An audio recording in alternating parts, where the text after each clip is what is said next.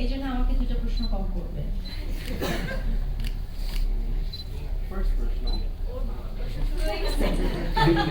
কেমন আছেন আপনারা? চমৎকার। কেমন লাগছে আপনাদের ব্র্যাক ইউনিভার্সিটিতে এসে?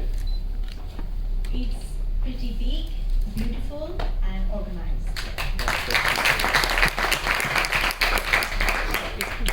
আমি তো আসার পরে অনেকক্ষণ আড্ডাও দিলাম, গত প্রায় 45 মিনিটের মতো এই লোকের সাথে।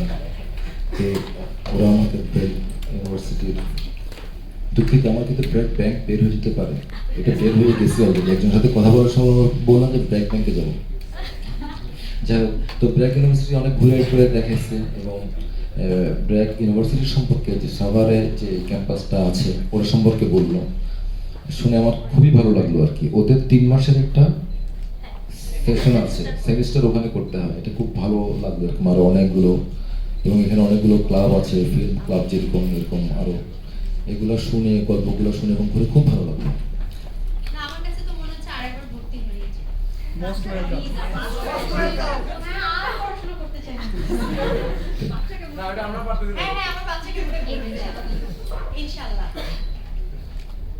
তো আমাদের এই যে আজকে যে আমরা একসাথে এসেছি 840 কিলোমিটার জন্য, আমরা জানি যে